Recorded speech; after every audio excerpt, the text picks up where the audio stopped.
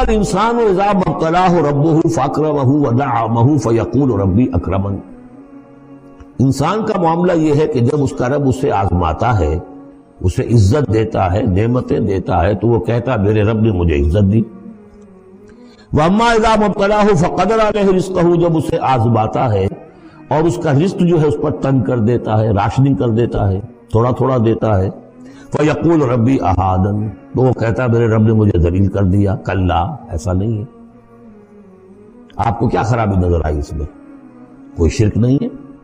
اس نے یہ تو نہیں کہا کہ مجھے نعمتیں دی ہے تو کوئی لکشمی بائی کی کرپا ہو گئی، یہ تو نہیں کہا۔ اللہ نے، میرے رب نے مجھے عزت دے دی، اور اگر کہیں تنگی آ گئی ہے تو یہ میرے رب نے مجھے ذلیل کر دیا۔ توحید تو مکمل ہے نا یہاں، کہ کسی اور دیوی دیوتا، کسی اور الہہ کا تذکرہ نہیں ہے۔ رب ہی نے مجھے عزت دی، رب ہی نے مجھے ذلیل کیا۔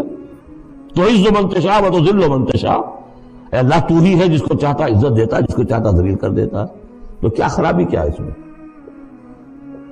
اس میں خرابی یہ ہے کہ اس دنیا میں جو کچھ تمہیں ملتا ہے تم اسے عزت مت سمجھو، یہ امتحان ہے، اور اگر کبھی تنگی آتی ہے اسے ذلت نہ سمجھو، یہ بھی امتحان ہے۔ یہ برابر ہے، یہ تم نے اسے عزت سمجھا دھوکہ کھا گئے، اس کو ذلت سمجھا دھوکہ کھا گئے۔ چاہے توحید انٹیکٹ ہے آپ کی، لیکن توحید جو ہے وہ تو یوں سمجھیے کہ جڑ بنیاد ہے نا ہدایت کی، اس سے اوپر بھی تو منزلیں ہیں ہدایت کی کہ نہیں؟ یہ امتحان ہے۔ ایک لفظ جو کامن ہے، اذا ما ابتلاہ ربہ فاکرمہ، جب اسے ابتلا میں ڈالا اور ابتلا میں عزت دی۔ دیکھیں اب کرتا کیا ہے، صبر کر، یہ شکر کرتا ہے، اپنی جو بھی ہم نے اس کو نعمتیں دی ہیں وہ حقداروں کو ان کے حق ادا کرتا ہے کہ نہیں کرتا ہے؟ یہ عزت نہیں ہے۔ عزت تو تب ہوگی جب تم اس امتحان میں پورے اترو گے۔ ذالک یوم التغابن، وہ تو قیامت میں پتہ چلے گا کہ کس کے لیے عزت تھی، کس کے لیے نہیں۔ کسی کو تنگی دی ہے تو یہ ذلت نہیں ہے، دیکھنا ہے صبر کرتا ہے کہ نہیں کرتا۔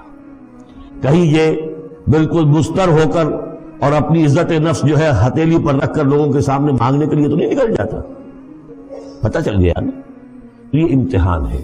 تو پہلا درجہ سمجھیے کہ چاہے فراوانی ہو، عیش ہو، آرام ہو، دولت ہو، یہ بھی امتحان، تکلیف ہے، رنج ہے، محنت ہے، مشقت ہے، اسرت ہے، تو یہ بھی امتحان، دونوں برابر ہو گئے۔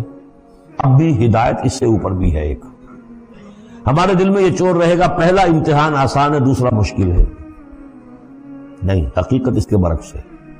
پہلا مشکل ہے، یہ دولت میں رہ کر بھول جانے کا آپ کے اندر زیادہ امکان ہے۔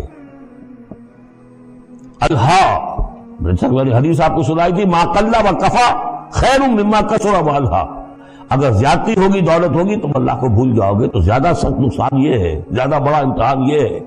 اور اگر ناپ تول کر مل رہا ہے تو ہر وقت اللہ یاد رہے گا، یہ ہلکا ہے، اگر حقیقت وہ بھاری ہے۔ اور اسی میں وہ واقعہ نوٹ کر لیجئے امام احمد ابن حنبل رحمۃ اللہ علیہ کا، کہ جب وہ مار پڑ رہی تھی کہ جس کے بارے میں الفاظ ہے کہ ہاتھی کو بھی وہ مار پڑتی تو بلبلا اٹھتا، اس وقت آنکھوں میں آنسو نہیں آئے۔ کب آئے؟ جب بادشاہ وقت، خلیفہ وقت کا ایلچی آیا ہے اشرفیوں کے توڑے لے کر کہ یہ بادشاہ نے آپ کے لیے نذرانہ بھیجا ہے، تب رو پڑے، اے اللہ میں اس امتحان کے قابل نہیں ہوں۔ یہ امتحان سختر ہے۔ تو یہ ہے درجہ بدرجہ، لَتَرْكَبُنَّ طَبَقًا عَنْ طَبَقٍ، تو ہدایت کے بھی یہ درجے ہیں۔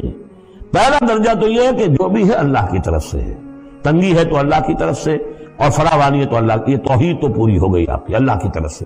لیکن اس میں اب آگے درجے ہیں کہ یہ امتحان ہے، یہ بھی امتحان، وہ بھی امتحان، اس اعتبار سے دونوں بھی امتحان ہیں، یہ دونوں برابر ہیں۔ اس سے بھی اوپر یہ ہے، وہ امتحان مشکل ہے فراوانی والا، اور یہ امتحان جو ہے یہ آسان ہے۔